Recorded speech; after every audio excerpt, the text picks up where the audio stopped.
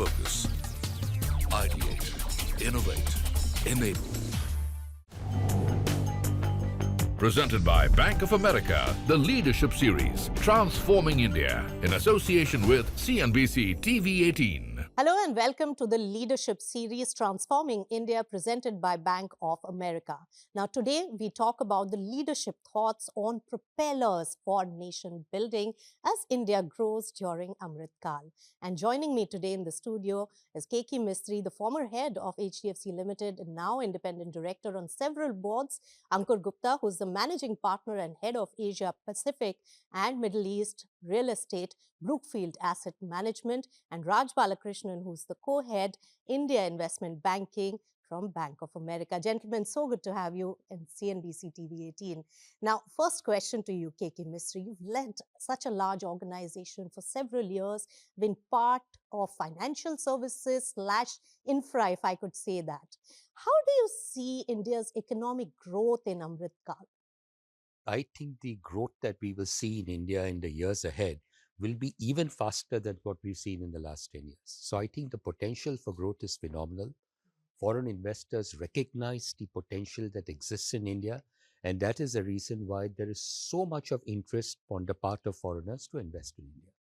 We are a very underpenetrated market. Whatever product you look at, penetration levels are amongst the lowest in the world. So the scope to grow is huge, and we have a young population. 2/3 of our population is below 35 years of age. So the aspiration levels of people, the desire to consume, the desire to do better and better things is only increasing over time, which means the demand for goods and services will keep growing.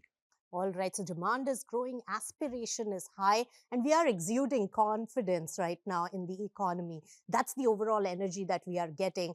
Ankur, you shifted to India after several stints overseas. Now, how do you see the India's confidence level and in terms of work intensity and aspirations compared to your experience from overseas?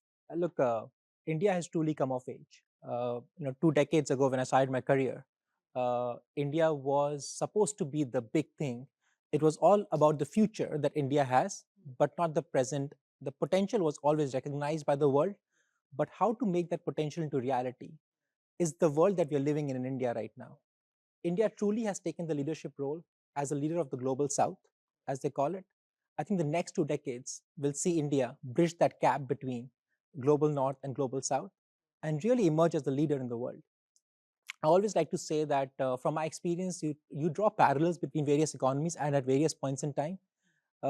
If we think that the US is the largest economy in the world, resting primarily on a growth of or development and maturity of the services sector, India is well and truly on its way with manufacturing or the recent boom that manufacturing is supposed to have in the country. I think a combination of services and manufacturing will really propel India to a leadership position in the world.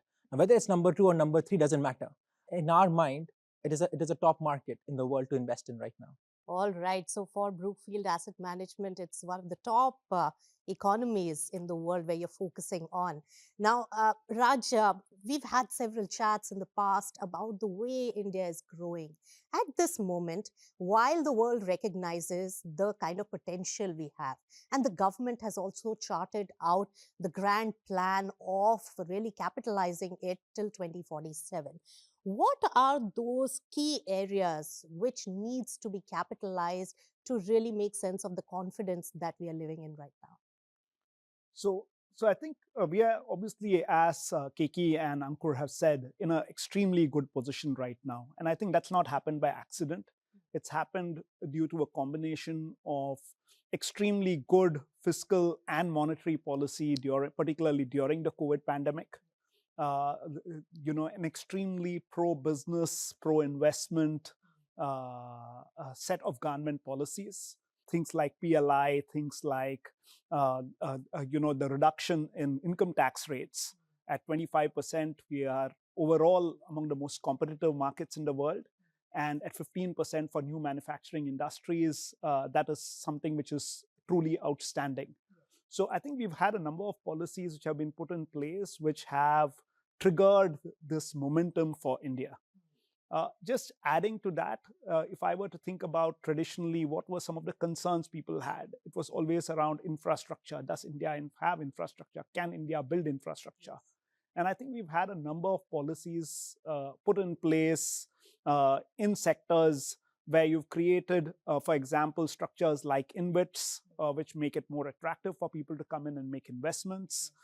You've also had the government step in and effectively create, quality buyers of infrastructure services. So, for example, you think about SECI in the renewable sector, and all these policies together, I think, have made investing in infrastructure as well a lot easier today than it has ever been before. How can infrastructure really help in propelling the growth, Keki Mistry, and looking at the real estate / infrastructure sector on the whole? Well, I think infrastructure really is the route to growth. If you want to grow the economy, infrastructure has to be there. And I think the government has very rightly, over the last 8 to 10 years, focused on growth of infrastructure. You just talked about Mumbai. You look around us, look at all that's happening. Look at the new coastal road that's coming up. Look at the road which is connecting Mumbai with New Mumbai. It is so fantastic. It cuts out so much of time. Airports, the quality of airports, and all of that has improved dramatically. So, and when we talk of housing and infrastructure, what we need to remember is that these are huge job generators. I mentioned earlier that we have a young population. So the one thing we need to do is make sure that we are continuously creating jobs for the people who are passing out from business schools or colleges or wherever. And I think infrastructure and housing helps in doing that. And it's not just the sector infrastructure and housing, it's also the linkages that, for example, housing has with multiple industries: cement, steel, paint, power, you name it. There are so many industries which are dependent on the housing sector for their growth. That's right. And in fact, when we talk about real estate development, and you spoke about the capital expenditure leading to job creation. So, those are two very important critical points for growth in India. But, Ankur, you've been looking at the real estate space. Your firm has capitalized on the commercial real estate space, which is backed by also a lot of global corporates coming and setting shop over here in India. How do you view this particular space? And given your larger view on Asia Pacific, the whole business that you lead, how does India stand out in that? So I'll just build on to what Keki said. Real estate houses the economy. So if the economy has to grow at 7, 8, whatever percentage we grow at, these are really large numbers. And from the base that we have, the nominal growth is double digit for India. Now, real estate provides that house, that backbone, both as a direct contribution to GDP, but the most significant part of real economy, real estate and infrastructure, is the productivity gain that a good quality real estate establishment, whether it's a manufacturing hub, logistics infrastructure, offices, good quality homes, and hospitality. So all these provide that base from which several sectors can emerge from. One as direct users, or second as contributors, like steel, cement, paints, or tourism for hotels. So real estate is at the core of this transformation that India is seeing. From my vantage point, we've been investing in India for more than a decade now. I would like to say that we've been treated very, very well in India. Every real asset project is a public-private partnership, either directly or indirectly. So you need to have good quality governance to be able to successfully invest in India or in any economy as a matter of fact. As I said, India is a top market for us globally, and certainly in the context of Asia Pacific. I would like to say two things here. To your point about India becoming the home or the office of the global corporation, the trend line today is that more and more local companies are looking for transforming their office space. Indians are aspiring to live in better quality homes, go to better quality hotels, restaurants, and take that vacation that may not have been aspirational for Indians several decades ago. So all of that infrastructure is a play that Brookfield has a lot of interest in. We have been investing in all these sectors, and I would like to believe that the next big motivation for us would be to back the growth of manufacturing ecosystem in the country, to creation of logistics and industrial hubs. So all of this growth is very exciting for us. It will require huge amounts of capital, a partnership approach with the government and with various state bodies, but also for organizations like ours to come together and really make it happen. That's right. And many takeaways from what you said, Ankur. And two important things over here. Of course, capitalization on REITs is one important aspect. Raj made a mention on InvIT. Adding to that REIT, it really, gives us the solution for long-term investment in these capital-intensive sectors. But also GCCs really now are going to another level of decision-making as well, not just as a back office. And that requires a lot more offices and probably giving more, opportunity. Look, absolutely. We talk about the work from home trends. I would say that there is a huge trend towards work from India across the world. Okay.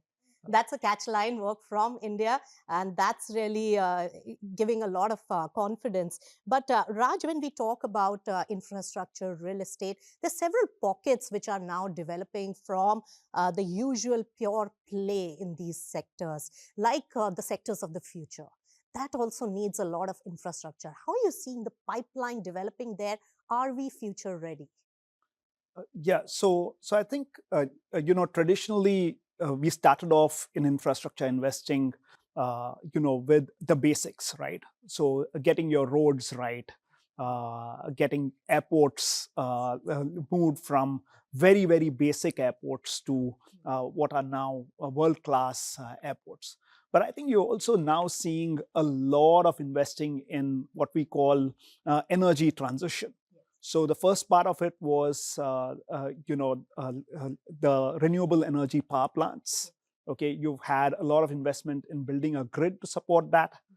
Now you have a lot of focus and support on electric vehicles. For example, the government policies are among the most attractive in the world. And we have seen a number of transactions where people have come in and made large investments in that space. And I think the next step is probably things like green hydrogen and green ammonia, green fuels. So not just green electrons, as we put it, but green molecules. And we have seen large investments taking place in that space as well. In every one of these spaces, I think you have fairly visionary and supportive government policy. Combined with, I think, the entrepreneurial spirit of India Inc., which is extremely important. Need the government policy to support Correct. them. And that's what is happening at a fast pace.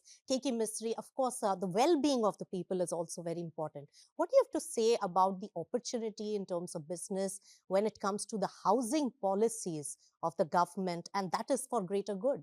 I think we've been seeing, Nisha, particularly in the last 4 years post the onset of COVID, that the demand for housing has been growing at a very, very steep and regular pace. And my personal view is that we will continue seeing a growth as strong as we've been seeing, probably stronger in the years to come. And I say this on the back of several facts. Firstly, penetration level in India are extremely low.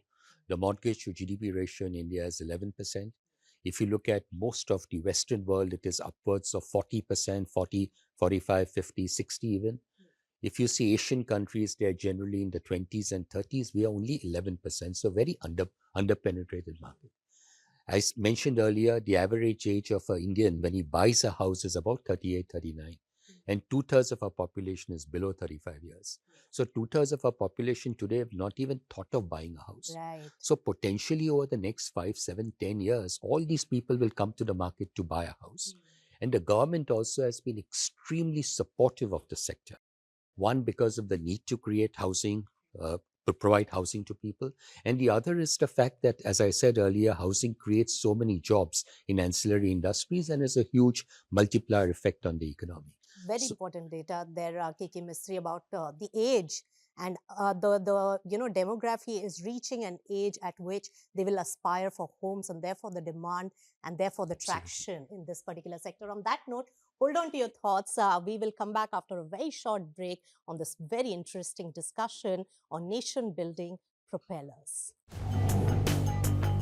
Presented by Bank of America, the Leadership Series, Transforming India, in association with CNBC-TV18. Presented by Bank of America, the Leadership Series, Transforming India, in association with CNBC-TV18. Welcome back to the leadership series Transforming India, presented by Bank of America. And we're discussing a very important topic, nation building propellers. Now, Keki Mistry, we spoke about infrastructure, real estate development, and overall infrastructure in the new age areas. Now, financial services is the backbone of any country, in so much so that investors bet on the financial services stock when they have a bet on the economy. So, quasi investment in the economy. You have built and led one of the largest financial services institute in the country, HDFC Limited. What are the main tenets of building such a sustainable business? And second, very important, to give a consistent performance over several years. I think the opportunities that exist in financial services are phenomenal. We talked a little bit about housing, but it's not only housing.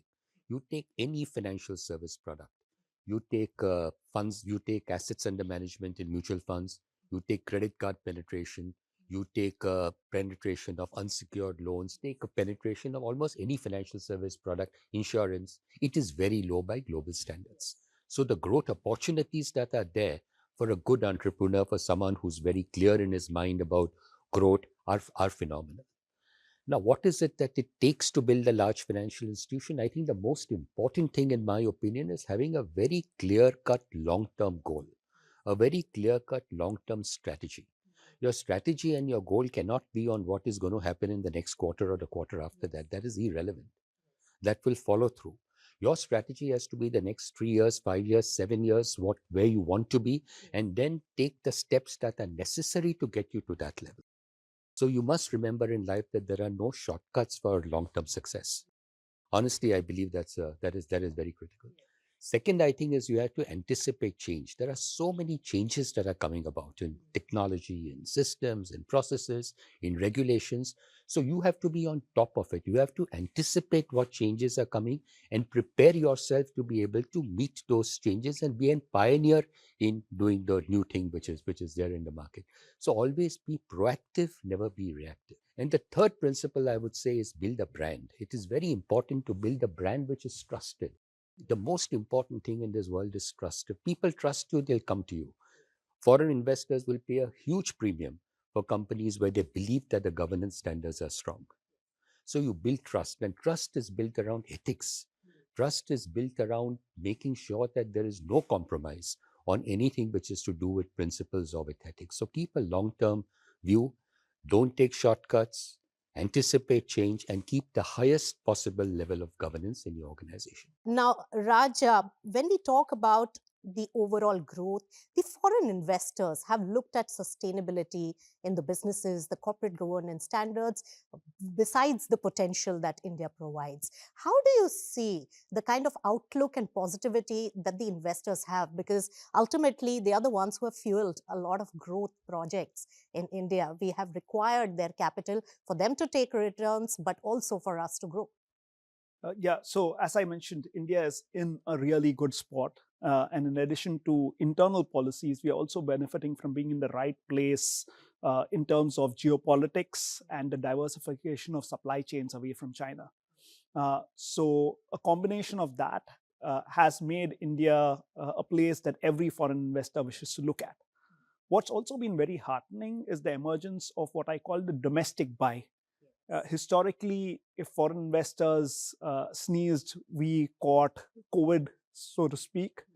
That has completely changed. You have roughly $3 billion a quarter of money going into SIPs in mutual funds and ULIPs. You've got a similar amount coming from EPFO and the NPS. So that has made the Indian markets a lot less volatile than they used to be. And that has effectively reduced cost of capital and therefore made India a lot more attractive from a foreign investor's perspective. Add to that, I think, a good regulatory regime where, effectively speaking, A, you have supportive policy, but B, the regulations are framed in a manner such that it encourages behaving in the right manner rather than taking shortcuts. So I think a combination of this has made India very attractive for foreign investors. And at least my expectation is that that should continue for the foreseeable future. That's right. And the investors have duly rewarded companies with higher standards of corporate governance. And on the other hand, our domestic pools of capital is also growing consistently. And that's very important for our growth. So, Ankur, when you speak about REITs, we have just seen it in the commercial space. Do you think that housing rental REITs could be a reality? And housing is a spectrum. It starts from when somebody leaves home at 18, student housing, hostels, single person living, as people call it, co-living these days. Then it's multifamily, which is 11-month rentals that a lot of us live in. It then transforms to corporate housing for people who are very mobile, senior executives, and then leads to seniors living, which is assisted living. All right, so a lot of potential there, but Keki Mistry, final word to you. The era of RERA changed the entire landscape for real estate. Putting this as a case study, what do you have to say as final words on corporate governance standards? No, I think the governance standards in India are very, very good. I mean, let's not go by 1 or 2 or 3 examples of governance failures. That's bound to happen in any economy. Exactly, it'll happen in any economy. I think when I talk to people, and I used to chair the CII governance committee for 5 or 6 years, there is so much of focus on governance that is coming through in every single corporate that I meet. So leave aside those stray cases of mishaps, if I may say. By and large, governance practices in India are very strong. And when you talked of real estate, I think the RERA, as you put it, put a lot of things in perspective in terms of what the rights of a consumer, the rights of a home buyer would be. And I think it is one of the finest pieces of legislation that we have seen come out of India. And there are more to come as we are on the path for building sustainable businesses. Thank you so much, Keki Mistry, Ankur Gupta, as well as Raj Balakrishnan, for joining us on this riveting discussion. With that, we close this episode with many takeaways, the leadership series Transforming India, presented by Bank of America. Thanks so much for tuning in. Presented by Bank of America, the Leadership Series, Transforming India, in association with CNBC-TV18. Focus, ideate, innovate, enable.